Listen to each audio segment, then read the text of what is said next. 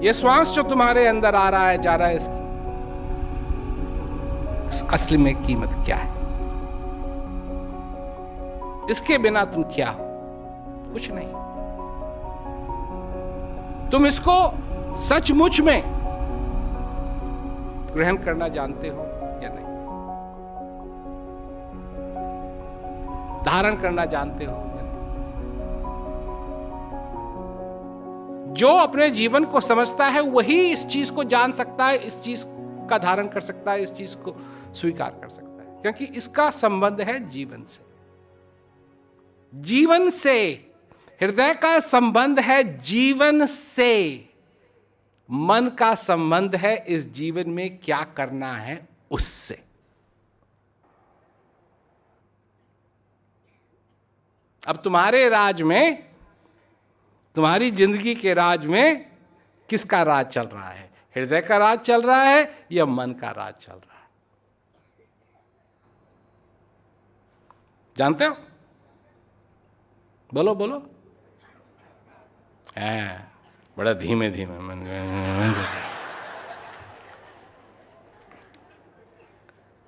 मेरा दूसरा सवाल, बिना तुम्हारी सहमति के क्या मन तुम्हारे राज में राज कर सकता है या नहीं?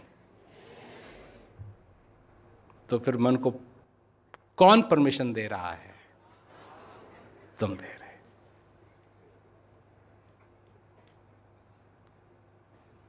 सबसे बड़ी बात,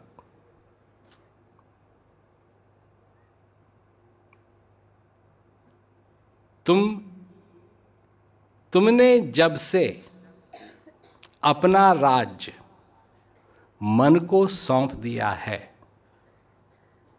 तब से अब तक तुम कितने कमजोर हो गए हो?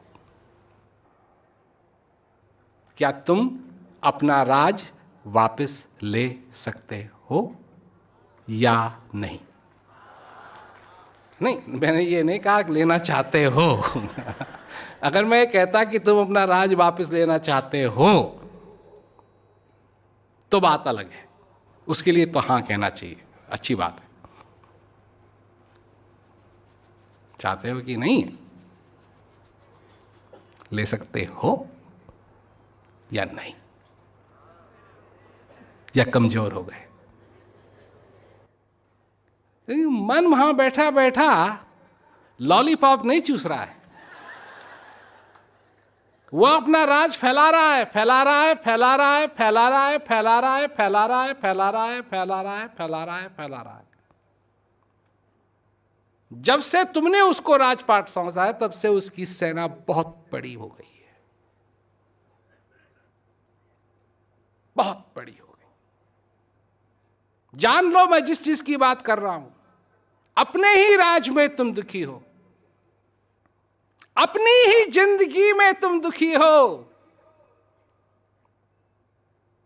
ये तुम्हारी जिंदगी है और इसी में तुम दुखी हो, और अपनी ही जिंदगी में सुख कैसे प्राप्त हो ये तुमको नहीं मालूम। तो ये बात तो एक ही चीज की गवाही दे रही है।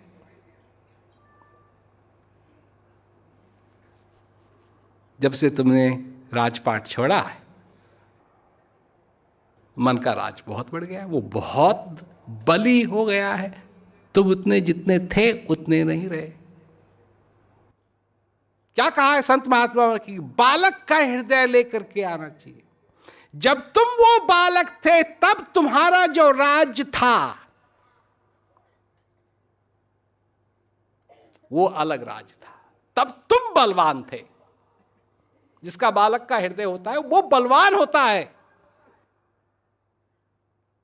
बालक ही एक ऐसा है जो किसी भी व्यक्ति के गलती को माफ कर देगा। आज का दिन जो कुछ हुआ, कल कुछ नहीं। आज तुम कर सकते हो। मेरा यही कहना है लोगों से, अगर तुम आज को समझना चाहते हो तो इसमें से, आज में से बीता वाला कल और आने वाले कल को निकाल दो। आज क्या है तुमको समझ आने लगेगा। पर तुमको नहीं मालूम कैसे निकालना है बीता वाला कल और आने वाला कल। पर जब तुम छोटे थे तुमको मालूम था। तुमको मालूम था कि आज के लिए कैसे जीना है।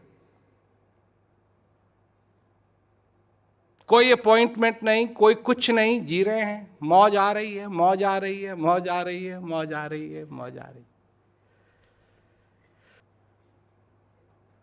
है। ये जो तुम्हारा शरीर है ये किस तरीके से काम करता है, इसका भी समझा तुमने किस तरीके से काम करता है? अगर तुम्हारी उंगली में कुछ खराबी नहीं है, कोई चीज नहीं छुभ रही है, कोई चीज गर्म नहीं है, सब कुछ ठीक है, सब कुछ ठीक है, अंदर से भी बाहर से भी, तो तुम्हारी उंगली तुमसे क्या कहती है? कुछ नहीं। पर अगर कोई चीज चुभने लगे, समझे ना मैं क्या कह रहा हूं, कि जब सब कुछ ठीक है, सब शांत, कुछ गड़बड़ है, तो फिर शरीर तुमको कहता है ये चीज गड़बड़ है।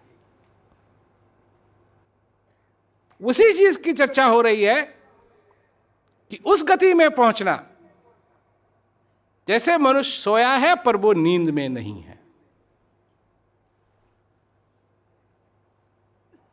ये होना चाहिए तुम्हारे राज्य में, ये होना चाहिए तुम्हारे राज्य में। अब मैं पूछता हूं है कि नहीं? तुम राजा हो। इस जिंदगी का राजा कौन है? तुम ही तो। पर प्रश्न उठता है तुम राज कर रहे हो या नहीं? और उसका उत्तर है नहीं। तुमने राज सौंप दिया है मन को, मन तुम्हारा राज कर रहा है, तुम नहीं कर रहे। हृदय की बात कौन समझेगा? क्या समझेगा?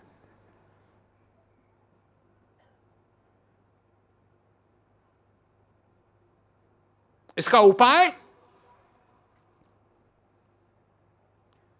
इसका उपाय सिर्फ एक है। तुमको ऐसे व्यक्ति की जरूरत है जिसके पास ऐसी सेना हो, सेना जो तुम्हारी मदद के लिए आ सके और तुमको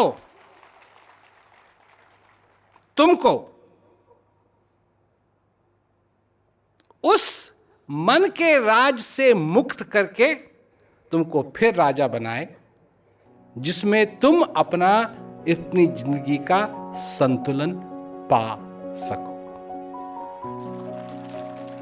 मैं नहीं कह रहा हूं कि मन को हटा देना है, नहीं, पर संतुलन का मतलब ही यह है कि उतना ही जितनी तुमको उसकी जरूरत है, उससे ज्यादा नहीं।